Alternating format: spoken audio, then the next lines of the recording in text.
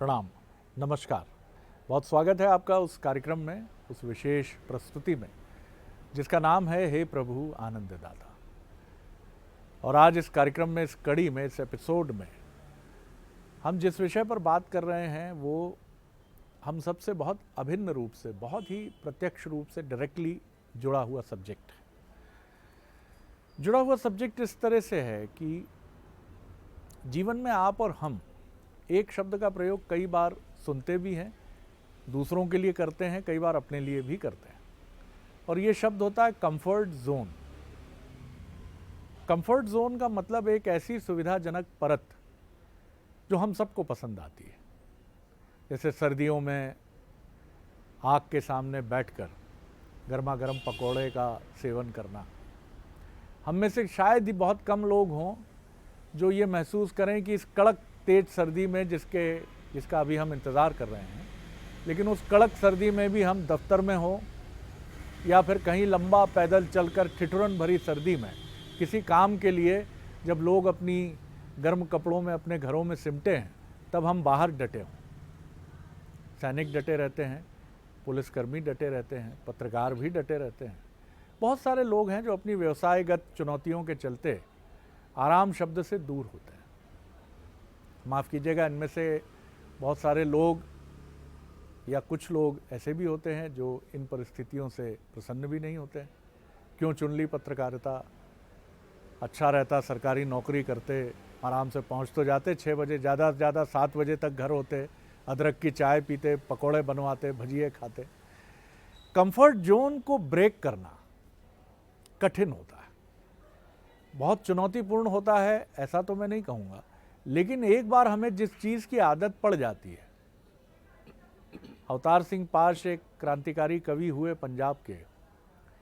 उनकी कविता पूरी तो मुझे याद नहीं है, लेकिन वो कहते थे कि जिसका भाव जितना है एकदम तो मुझे याद नहीं है, कि बड़ा ख़राब होता है सपनों का मर जाना, घर से दफ्तर और दफ्तर से घर आना।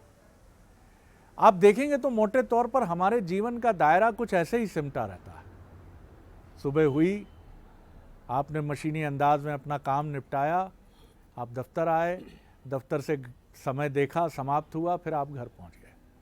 और इसके बीच में अगर कोई कह दे कि फिर दफ्तर आ जाइए, तो देखिए कुड़कुड़ाहट का आलम। इतने से पेट नहीं भरता, 6 घंटे हो गए, 8 घंटे हो गए, 10 घंटे हो गए, फिर कह रहे हैं बुला। कितने लोग हैं जो घर जाने के बाद प्रसन्नता से फिर दफ्तर की तरफ आते हैं। मैं भी दफ्तर में काम करता हूँ, शायद कुछ बार मेरी भी प्रतिक्रिया ऐसी हो सकती है, लेकिन मैंने आसपास का जो परिवेश देखा है वो बिल्कुल ऐसा ही देखा है। कई लोग बिल्कुल ये मानते हैं कि वर्क टू रूल होना चाहिए। तो क्या ये कंफर्ट जोन के बंदी हैं, गुलाम हैं ये लोग, कि कौन से लोग हैं ये? आज इसी बेहद अहम सब्जेक्ट पर हम बात करेंगे। हमारे साथ हैं भगवत गीता के अध्येता, मानस मर्मज्ञ प्रोफेसर सुरेंद्र बिहारी गोस्वामी। प्रणाम करता हूँ गोस्वामी जी। विषय दिलचस्प भी है, मनोवैज्ञानिक बाध्यताओं से भी जुड़ा है, और मनुष्य की उन्नति के सबसे बड़े स्पीड ब्रेकर कंफर्ट जोन से भी जुड़ा है। देखिए, मैं आपको बताऊं, आपने अंग्रेजी का एक शब्द उपयोग किया, कंफर्ट जोन। मूलतः ये अध्यात्म की भाषा में मनोरोग ही है। इसे आप मोह का सौतेला भाई कह सकते हैं। अच्छा, मोह का, मोह की अलग अलग वृत्तियां होती हैं, अनंत अलग अलग छद्म स्वरूप में चारों तरफ विद्यमान होती हैं। जो लोग अपने जीवन में सहजता चाहते हैं वो अपने अंदर छुपी हुई अद्भुत प्रतिभा से परिचित नहीं होते। उन्हें पुरुष का पुरुषार्थ जो है वो विलुप्त किए हुए रहते हैं। अंदर तूफान है, दरिया है, तजुर्बा है, तूफान का मौजों से खेलो और कहाँ तक चलोगे किनारे किनारे। लेकिन वो इतनी अतुलित क्षमता को रखने के बाद भी किनारे किनारे चलना पसंद करते हैं, सुरक्षित अंदाज में चलना पसंद करते हैं, अपने उसी सीमित दायरे में रहना पसंद करते हैं, लेकिन वो प्रसन्न नहीं होते। इसलिए अंतर मन का दुख बहुतेरे बार आपसे व्यक्त नहीं होता, केवल उसकी अनुभूति आप करते रहते हैं और एक पीड़ा में रहते हैं। वो आपको कल्पनातीत बना देता है। आप बैठे हुए रहेंगे और अचानक फिर आप धीरे धीरे कब आलोचक हो जाएंगे, कब आप मुरझाने लगेंगे, आपको नहीं मालूम चल पाता। ये वैसी स्थिति है कि बाहर खिलने वाले किसी वृक्ष को आपने छोटे से पौधे में लगा दिया है, गमले में और घर के अंदर सजा लिया है। बोनसाई कर अब बोनसाई, अब वो बोनसाई हो जाएगा, वो अपने उस स्वरूप को नहीं बिखेर पाएगा जिसके लिए वो है। तो आपने उसको घर के अंदर रख दिया है, तैयारियां पूरी करके रखते हैं, बीच में कभी थोड़ा सा बाहर निकाल लेते हैं। जो लोग कंफर्ट जोन के अंतर्गत, आपके उदाहरण में जो लोग घर बैठकर चाय पीना और सर्दियों में और गर्म पकोड़े खाना बरसात में, इन प्रक्रियाओं में रहते हैं, रोज करें ना। देखिए, आदमी, मनुष्य के स्वभाव में कंफर्ट कभी भी नहीं है। मनुष्य कंफर्ट के लिए बना ही नहीं है। अतुलित बलधामम हेम शैलावदेहम, हनुमान जी के लिए शब्द कहा गया है। तो हनुमान जी प्रतीकात्मकता है एक पुरुषार्थ के चरम के। तो मनुष्य कभी कंफर्ट जोन के लिए बना नहीं है। कंफर्ट जोन में रहते हैं पशु। पशु कंफर्ट जोन के लिए बने, उनका टेरिटरिया होता है। ये शेर इससे बाहर नहीं जाएगा, वो उसके क्षेत्र में नहीं आएगा और कोई एक दूसरे के क्षेत्र में आए। मनुष्य तो कभी नहीं बना है। मनुष्य तो अनंत है, अतुलित संभावनाओं का भंडार है मनुष्य जो है अपने आप में। तो वो कंफर्ट की तलाश जो है आसक्ति के कारण करता है, उसका परिवेश प्रभावित होता है। कई लोग इस व्यवस्था में होते हैं कि मैं घर का इकलौता हूँ, अपने माता पिता के प्रति भक्त होते हैं, तो माता पिता को लेकर कहाँ जाऊँ। तो श्रवण कुमार तो कांवर में लेकर के अपने माता पिता के भक्त बनकर उनको कांवर में लेकर तीर्थाटन करने के लिए जा रहे हैं ना। अलसस्य कुतो विद्या अविधस्य कुतो धनम, चाणक्य कह गए। अलसस्य कुतो विद्या अविधस्य कुतो धनम, अधनस्य कुतो मित्रम, अमित्रस्य कुतो सुखम। आलसी व्यक्ति के पास जो है विद्या नहीं प्राप्त हो सकती। आप सीखेंगे नहीं संसार से। संपूर्ण संसार में कितनी सारी विषय वस्तु है जिसे आप चित्रों में देख के खुश हो जाते हैं। आहा, कितना बढ़िया लग रहा है, देखो ये दृश्य। कितनी देर तक आप उन तस्वीरों को देखेंगे? कभी उस तस्वीर की जगह में जाना पसंद करेंगे? अगर किसी पेंटर ने किसी गलियारे या बगीचे का सीन बना दिया है या किसी गांव की झोपड़ियों को बना दिया है, तो आप उसे अपने यहाँ खरीद के लाकर सजा कर रखना पसंद करते हैं। कभी उस झोपड़े में और गलियारे में घूमने का आपका अंतर्मन नहीं करता क्या? जाना चाहिए, आपको गतिशील होना चाहिए। मनुष्य तो जो है सत्संग के लिए बना है और सत्संग के लिए उसको भ्रमण करना है। जब तक आप भ्रमण नहीं करेंगे ज्ञान प्राप्त नहीं होगा। ज्ञान प्राप्त नहीं होगा तो आपका कुटुंब विस्तृत नहीं होगा। इसीलिए आप छोटे कुटुंब में हो जाते हैं। कुछ दिन बाद तो पड़ोसी का पता भी बताने में आपको संकोच होने लगता है, आपका दायरा इतना सिमट जाता है। 3 प्रकार की प्रवृत्ति इस कंफर्ट जोन में पाई जाती है। मनुष्य के मूल स्वभाव को ध्यान में रखकर ये मोहाशक्ति में जो मानस रोग है, इसमें 3 प्रवृत्तियों का वर्णन है। चूंकि आपने अंग्रेजी में कहा है कंफर्ट जोन, तो मैं भी उनके नाम आपको अंग्रेजी में बताता हूँ। 3 प्रकार के स्वभाव वाले व्यक्ति हो जाते हैं। एक अंडरटेकर, एक केयर टेकर और एक होता है रिस्क टेकर। तो अंडरटेकर जो होता है वो कंफर्ट जोन का सबसे बढ़िया चितेरा होता है। वो घर में बैठ के बोलता है आप करिए ना, फिर मैं देखता हूँ तो मुझे ठीक लगेगा तो मैं करूँगा। आप करिए पहले, मैं तो बैठा हुआ हूँ यहाँ पर। आपकी दशा दुर्दशा को देख लूंगा, तब मैं विचार करूंगा कि मुझे ये करना चाहिए कि नहीं करना चाहिए। ऐसा व्यक्ति जीवन भर सिमट कर रह जाता है। उसका पता किसी सरकारी किताब में ही मिलता है, उसे कोई नहीं जान पाता। वो अंडरटेकर वाला व्यक्ति होता है। एक होता है केयर टेकर, करना तो चाहता है लेकिन दही खाऊं कि मही खाऊं में पड़ा रहता है। तो ऐसा व्यक्ति कहता है पहले तुम चलो, पीछे मैं चलूंगा। पहले तुम चलो, यदि तुम गिर गए तो मैं लौट आऊंगा, तुम बढ़ गए तो तुम्हारा अनुसरण करते रहूंगा। वह अनुकरण नहीं करता, अनुसरण करता है, फॉलो करते रहता है, वो फॉलोअर हो जाता है। ऐसे लोगों की संख्या बहुत होती है जो विचार करते रहते हैं, हाँ अभी वो कर रहा है ना, वो टेस्ट दे रहा है, देखता हूँ उसका क्या रिजल्ट होता है, फिर मैं वैसा करूँगा। देखिए, अवसर जो है अलाल को नहीं मिलता। अलाल तो केवल अपना सिर धुनई और माखी गुड़ में गड़ी रहे, पंख रहे लिपटाए, तो वो हालत होती है अलाल की, आलसी और कंफर्ट जोन में रहने वाले व्यक्ति की। लेकिन जो व्यक्ति जो है पुरुषार्थी होता है वो अवसर का लाभ लेता है। अपॉर्चुनिटी कास्ट इसीलिए बना हुआ है जी। तो ये केयर टेकर इस रूप में रहता है। एक होता है रिस्क टेकर, वो कहता है लीके लीके सब चले और लीके चले कपूत और लीक छाड़ तीनों चले शायर सिंह सपूत। तो वो अपने खानदान का, अपने परिवार का, अपने कुल का, अपने समाज का नाम रोशन करने का संकल्प लेकर के मुझे कुछ करना है। देखिए साहब, अंबानी यदि कंफर्ट जोन में रहते तो वो पेट्रोल बेचने का काम कर रहे होते और उनका परिवार किसी झोपड़ी में घर में विद्यमान होकर वैसे ही चला जाता। उन्होंने कहा ये पेट्रोल निकलता कहाँ से है, मुझे पेट्रोल का काम करना है। आदमी कंफर्ट जोन में कब तक रहेगा, किस स्थिति में? बहुत अकुलाहट से जीते हैं वो व्यक्ति जो कंफर्ट जोन में होते हैं। आप देखिए, इसमें मनोवैज्ञानिक समस्याएं आ जाती है हमारे जीवन में बहुत सारी। आप किसी एक स्थान में अगर आप सरकारी नौकरी में हैं और पदस्थापना हो जाती है, आसपास आपके परिचित हो जाते हैं, तो आप वहाँ बंधे रहते हैं। आपको लगता है हे भगवान मेरा यहाँ से स्थानांतरण ना हो जाए। अब आप सारा प्रयत्न ऊपर नीचे इस बात के लिए हमेशा करते रहते हैं सजग।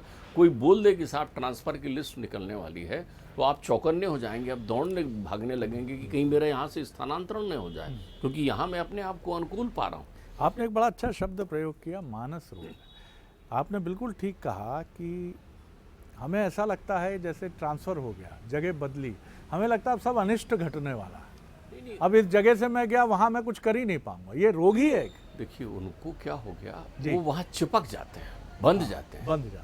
महाशक्ति उनको इस रूप में हो जाती है कि उनको लगता है, उनको भाई वो जो चपरासी आपको आकर आपके हिसाब से बात कर रहा है और आपके घर में सैल्यूट कर रहा है, एक दिन पद से हट कर तो देखिए, वो आपके घर में आकर आपको सैल्यूट करे या वैसे व्यवहार करे तो आप कहिए वो केवल पद प्रतिष्ठा आपके कर्मठ होने से मिली हुई है, आपको दायित्व मिला हुआ है आपको। मैं एक दूसरी बात कह रहा हूँ, मैं एक ऐसे व्यक्ति से मिला, वो व्यक्ति अब सेवानिवृत्त हो चुके हैं, लेकिन उनसे मैंने सीख ली। वो व्यक्ति, विभाग का नाम तो मैं नहीं लूँगा, किसी एक विभाग में थे। उन व्यक्ति की एक आदत थी कि हर 2 वर्ष के बाद वो स्वैच्छिक ट्रांसफ़र करा देते थे। तो मैं ऐसे व्यक्ति से मिला, मैंने कहा भाई, और ऐसे ऐसे स्थानों पर कराते थे जहाँ उनको सूचनाएं मिलती थी, जहाँ जाने में एक समय में लोग डरते थे, लोगों को कहते थे जगदलपुर भेज दूंगा, झाबुआ भेज दूंगा।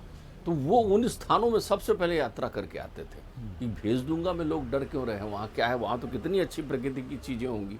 मैंने उनसे कहा आप हर 2 वर्ष में क्यों अपना स्थानांतरण करा लेते हैं? बोले थोड़ी अवधि का ये कार्यकाल है, थोड़ी अवधि का अर्थात मुझे 25-30 साल नौकरी करनी है या 40 साल करनी है, तो मेरे परिवार को मैं दुनिया कैसे दिखा पाऊँ? सरकार खर्च देती है भाई मुझे सामान ले जाने का, लाने का, तो मैं हर जगह जाता हूँ, हर जगह के लोगों से मिलता हूँ और वहाँ अपने काम से अपनी ख्याति वहाँ स्थापित करता हूँ, वहाँ के लोगों की सेवाएं करता हूँ। तो जब वो रिटायर हुए तो पूरे प्रदेश के लोग उनको जानते थे। वो उनके नाम से गांव जाना जाता था, अच्छा वो फलाने बाबू साहब, उनके नाम से जाना जाता था जहाँ वो रहते थे। तो वो रिस्क टेकर थे। एक तीसरा व्यक्ति जो मैं कह रहा हूँ वो होता है रिस्क टेकर, एंटरप्रेन्योर होता है। Then the profit is a remuneration of entrepreneur. उद्यमी होना चाहिए हमें। देखिए कभी भी आपने कवियों को मनुष्य की तुलना करते समय, पुरुष की विशेषकर, कभी भी अलंकरणों में सोने चांदी का उपयोग नहीं सुना होगा कि सोने जैसा रंग है, चांदी जैसे बाल हैं, फलाने। पुरुष लौह पुरुष कहलाता है। Woman means steel body. वो सारी चीज़ों को, वो चाहे तो धरती और आसमान को एक करने की क्षमता रखता है और बंधा रहता है। आपके माता पिता हैं, आप उनको लेकर अपने साथ जाइए। आप उद्यम करने निकले हुए हैं। आप एक भूल रहे हैं, आप पूरे भारत भूधरा को देखेंगे तो न जाने लोग कितने उत्तर भारत से निकल कर आए और पूरे देश में फैल गए, कितने लोग राजस्थान की सीमाओं को तोड़ कर आए और बड़े बड़े उद्योगपति बन गए, कितने लोग बिहार के। मैं तो कहता हूँ साहब, हमसे ज़्यादा उद्यमी तो वो श्रमिक हैं जिनको ये भी नहीं मालूम कि जम्मू कश्मीर का क्या वातावरण है, या पश्चिम बंगाल में क्या चल रहा है, या अपने दिल्ली में कौन सा वातावरण है। वो तो काम करने जा रहे हैं, धनार्जन करने जा रहे हैं और मेहनत करने जा रहे हैं। सैनिक है। देखिए सैनिकों की तो आप इस चिंतन से एकदम उनको इसलिए मुक्त रख दीजिए कि सैनिक अपने मनुष्य जीवन में पुरुषार्थ के सर्वोत्कृष्ट उदाहरण है। वो व्यक्ति जो जानता है कि ये गोली आ रही है और सेकंड के अंतर से मुझे भी लग सकती है, लेकिन वो उस जोखिम के बीच भी अपने आप को गोली दागते खड़ा रहता है, तो वो तो सच्चे अर्थों में पुरुष है। बिल्कुल। और श्रमिक भी आप देखें तो कई बार ट्रबल प्रोन एरियाज में वो जाते हैं जहाँ जान का खतरा है। कई बार अभी पूर्वोत्तर में, नॉर्थ ईस्ट में श्रमिकों पर गोली चली, वो एक गड़बड़ी हुई। मैंने आपसे कहा कि जो व्यक्ति उद्यमी है, उद्यमी होने का अर्थ होता है, एक पुरानी कहावत है, बिच्छू का डेरा पीठ पर। देखिए उनके जीवन में अपने आप वीतराग कैसे समाहित हो जाता है। बिच्छू चलता है तो अपने डंक को पीठ में रख लेता है और चलता है, चले भैया नमस्कार, उनका डेरा पीठ पर होता है। तो विरक्ति और आसक्ति का कितना सुंदर समन्वय हो सकता है कि आप ये सोच लें कि भाई मैं रैन बसेरे में हूँ, यहाँ मेरा दायित्व पूरा हुआ, अब मैं चलूँ दूसरी जगह। या अगर आप अपनी कल्पनाओं को मूर्त रूप देना चाहते हैं, आप अपने समग्र जीवन को देखिए, आप कितने दिन जीते हैं ये महत्वपूर्ण नहीं है। जो लोग जन्मदिवस बड़े धूमधाम से मनाते हैं, बढ़िया केक काटते हैं, दीपक बुझाते हैं, जो भी करते हैं, जिस भी शैली में मनाते हैं, वो जब भी अपना जन्मदिन मनाते रहते हैं, खुशियाँ उनके जीवन में बहुत रहती है। लेकिन अध्यात्म का दर्शन करो, तुम्हारे मूल्यवान जीवन से 1 वर्ष और कम हो गया, आप खुशी उसके लिए मना रहे हो ना कि आहा मैं अब उस प्रियतमा अर्धांगिनी से जिसका नाम मृत्यु है मिलने के लिए और एक सीमा आगे बढ़ गया। वाह, भाव तो यही है ना, लेकिन आप उस भाव से विरक्त होकर के मोहाशक्ति में सोच रहे हो आज मेरा जन्मदिन बहुत अच्छे से मनाया गया। उसका अर्थ होता है तुम्हारे जीवन से एक अंक और कम हो गया। तो उस दिन तुम्हें आत्मचिंतन करना चाहिए कि मैंने इतना जीवन का भाग बिता दिया, क्या खोया, किया क्या है, पाया। क्या किया है मैंने, किसके लिए क्या किया है मैंने। इसलिए हमारे यहाँ ये अवधारणा चलती थी शरद जी कि उस दिन ठाकुर जी की पूजा करते थे, बैठते थे, आंख बंद करते थे, ध्यान करते थे, ईश्वर से कहते थे कि हे ईश्वर मेरे को इतनी शक्ति और दे कि मैं और काम कर सकूं, अपने परिवार को आगे बढ़ा सकूं, समाज को, देश को, इत्यादि इत्यादि। तो मैं आपसे ये चिंतन कर रहा था कि जो लोग स्थान आसक्ति में हैं, स्थान आसक्ति वहीं ठीक है। बहुत सारे लोग इनके लिए एक सीमा बनी हुई है। आप 50 वर्ष तक यदि गृहस्थासक्ति में हैं भी तो 50 के बाद तो बाहर निकलने का क्रम शुरू करिए। उसी को तो वानप्रस्थी जीवन कहते हैं। हमारे यहाँ तीर्थाटन का विधान था। तीर्थाटन में जो आदमी जाता था वो केवल तीर्थ में नहीं जाता था, तीर्थ तो उसका लक्ष्य था। मेरे मन में ये है, जैसा मैंने बुद्ध के बारे में सुना है कि जन्म के समय उनकी कुंडली को जब माता पिता ने, जैसा विधान होता ही है, ज्योतिषियों को दिखाया तो उन्होंने कहा ये तो अद्भुत सन्यासी है, होगा। तो सलाहकारों के साथ बैठक हुई कि एक ही पुत्र और वो भी सन्यासी। तो उन्होंने कहा इसको भोग विलास में ऐसा निमग्न कर देते हैं कि ये बाहर की दुनिया सन्यास की तरफ जा ही नहीं पाएगा। अब कालांतर में हुआ उल्टा, उसी भोग विलास ने भय इतना पैदा किया कि मृत्यु होगी। कई बार क्या माता पिता या वरिष्ठ जन अपनी भूमिका का निर्वाह ठीक से नहीं करते हैं। पुत्र मोह में इतनी आसक्ति रहती, बेटा तुम जाओगे तो हमारा क्या होगा, अपने घर में भी तो रोटी है, यह घर भी बना रखा है तुम्हारे लिए, क्या करोगे। देखिए, एक आपने बड़ा सुंदर प्रश्न किया है। मैं दोष कभी भी किसी में ढूंढता नहीं, लेकिन अगर कहीं दोष में भी गुण दिखाई पड़ जाए तो वो दृष्टि अध्यात्म की होती है। आप एक बात समझिए, माता पिता का कर्तव्य है कि अपने लल्ला का लालन पालन, अपने बच्चों की संतान का लालन पालन अच्छे से करें। माता पिता कोई वीतरागी सन्यासी तो है नहीं। वो उस आसक्ति में बंध जाते हैं कि ये पेड़ लगाए हैं तो फल खाएंगे। अगर हमने पेड़ लगाया है तो हम फल खाएंगे, जबकि ये कहावत वो विस्मृत कर जाते हैं कि पेड़ लगाने के बाद फल आप खाएं ना खाएं, मालिक की आकांक्षा नहीं होती कि पेड़ लगाएंगे तो वो उसमें हो जाते हैं। लेकिन माता पिता ने जहाँ तक भवन बनाकर आपको दे दिया है, देखिए जीवन तो अट्टालिकाओं का समूह है। यहाँ एक मंजिल का भवन नहीं होता, 7 पीढ़ियां भवन बनाती है और ये भवन गगनचुंबी होती है। तो जो माता पिता हैं वो आपको धरा देते हैं, बुनियाद देते हैं, चिंतन आपका रहता है। लेकिन हमारी जन्म जन्मांतर की प्रवृत्तियां और परिवार का वातावरण हमको मुक्त कर देता है या विमुक्त कर देता है या आसक्त कर देता है हमको। मुझे बताइए, आचार्य शंकर को तो उनकी माँ छोड़ ही नहीं रही थी ना। अकेले पुत्र हैं, शिव रूप में आए, छोड़ ही नहीं रही ना उनकी माँ की, नहीं जाने देंगे। तो वो जाकर वो लीला करते हैं, जल में पहुंच जाते हैं, मगर उनको पकड़ लेता है, माया का मगर। उनके पास वो अष्टसिद्धियां थी। वो कहते हैं अरे भैया बचा लो बचा लो। तो बोले देखो माँ, यदि तुम मुझे संन्यास लेने की अनुमति प्राप्त करो तो ये मगर छोड़ देगा। तो वो कहते हैं नहीं नहीं ठीक है भैया, तू मर जाएगा, इससे बेहतर तो ये है कि तू संन्यास ले लेना, कम से कम रहेगा। तो आसक्ति के तोड़ने के कई विधान होते हैं। उन आसक्तियों में फिर मिलूंगा, आगे बढ़ेंगे, मिलते रहेंगे, साथ चलेंगे, इत्यादि इत्यादि भावनाएं होती। आप कितनी आसक्ति करते हैं। बहुतेरे के जीवन में तो ये भी प्रश्न आता रहा ना कि आप तो सबसे सुंदर आसक्ति अपनी गृहिणी के साथ करते हैं ना, तो 2 हंसों का जोड़ा भी तो बिछड़ता है ना। तो क्या उसके बिछड़ने से आप की विद्यमानता खत्म हो जाती है? क्या आप रहते हैं, चलते हैं ना, तो ये संसार चलायमान है। तो आप कितने दिन रहे इसका महत्वपूर्ण नहीं है, आप कैसे रहे। तो आपको जानेगा कौन आप कैसे रहे। अगर आप में अद्भुत क्षमताएं हैं, अगर आप हर प्रत्येक व्यक्ति में, तो आप उसको बिखेरिए, बांटिए, चलिए, उद्यम करते रहिए। जी जी। क्योंकि यदि आप रुके तो जीवन जो है खत्म हो गया वहीं पर। फिर आप जो हैं वो इस रूप में है कि जीवत सौ समानते ही प्राणी हैं तो, लेकिन निर्जीव हैं, बंधे हुए हैं वहाँ पर। तो इन सारी चीज़ों से मुक्ति जो है, तो जो कंफर्ट जोन आपने बताया है, कंफर्ट आदमी को कहीं नहीं होता। जो कंफर्ट जोन में है, आप जाइए उस व्यक्ति से कहिए अरे भाई आपके मित्र हैं क्या वो परमानंद जी? हाँ, अरे देखो वो तो कहाँ पहुँच गए। अरे पहुँचने को क्या है भाई, मैंने ही तो भेजा था उनको, मैं भी पहुँच सकता था वहाँ पर। तकलीस है आपके जीवन में, वेदना है आपके जीवन में, देखिए ईश्वर ने आपको जन्म दिया, ईश्वर की कृपा से आपके जीवन में बहुत सारे तत्व आए। अब आप ईश्वर को धन्यवाद दीजिए। तो ईश्वर को धन्यवाद देने का तरीका है जो कुछ आपके पास है उसे बांटने निकलिए। तो चल पड़िए, निकलिए, यही वीतराग है, यही बिल्कुल आपने संन्यास ठीक है। कहा और इसी बिंदु पर इस बातचीत को हम विराम देते हैं। हरिवंश राय बच्चन जी ने अपनी आत्मकथा में लिखा है कि घर का पौधा कभी घर में नहीं पनपता।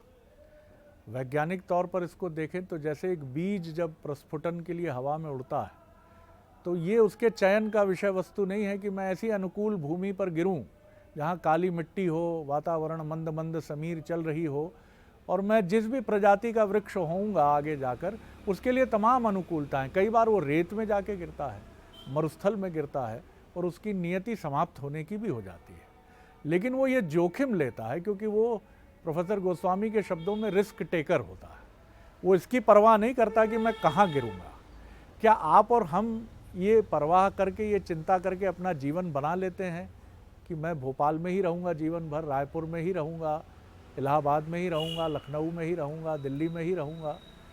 अमिताभ बच्चन जब कोलकाता में 300 रुपये की नौकरी 70 के दशक में छोड़कर जब उन्होंने अपनी माता को बताया, तेजी बच्चन को, तो वो बहुत नाराज़ हुई क्योंकि उस समय जिस कोल कंपनी में उन्हें 300 की नौकरी मिली थी वो बड़ी मूल्यवान मानी जाती थी। लेकिन अगर वो उसी कोल कंपनी में नौकरी करते तो शायद रिटायर होते डीजीएम के पद से। और वो अमिताभ बच्चन जिसको हमने जंजीर, शोले, दीवार से लेकर आज तक देखा है, वो अमिताभ बच्चन कभी नहीं होते। वो बीज उड़ा ज़रूर इलाहाबाद से पहले कोलकाता से मुंबई के लिए, और बहुत तकलीफ़ें भी उठाई उसने। लोगों ने कहा बास्केटबॉल खेलो, बांस जैसा शरीर है, चेहरे में कोई दम नहीं है, तुम्हें तो ऐसा लगता है कि टीबी हो गई है और तुम हीरो बनने आए हो। तो ये उन लोगों की कहानी है जो रिस्क टेकर है, जो जीवन में रिस्क लेते हैं। अब ये चयन आपका हमारा है कि हम अपने छोटे से तथाकथित कंफर्ट जोन में बैठे रहें और बुढ़ापे में ये कहें कि बहुत मौके आए लेकिन मैं गया नहीं, इसकी गलती है, उसकी गलती है। या फिर हम ये कहें कि शिखर की यात्रा तय करें, वहाँ पहुँचें और कहें हाँ मैंने अपने पुरुषार्थ से लिखा है कि मैं कभी डरा नहीं, मैं कभी झिझका नहीं। बहुत कम वक्त है गोस्वामी जी। देखिए, मैं आपको एक इस बिंदु पर एक चिंतन और कहूँ अपनी बात को पूरा करने के लिए। कंफर्ट जोन में नुकसान नहीं है। कंफर्ट जोन यदि वो आसक्ति से आप शक्ति ले लें, माँ के लिए, पिता के लिए, परिवार के लिए, इनका संबल आपके साथ चलता है। बहुतेरे लोग इसीलिए लेकिन एक छोटे से घर ये में भी रह कंफर्ट जोन को तोड़ना हुआ।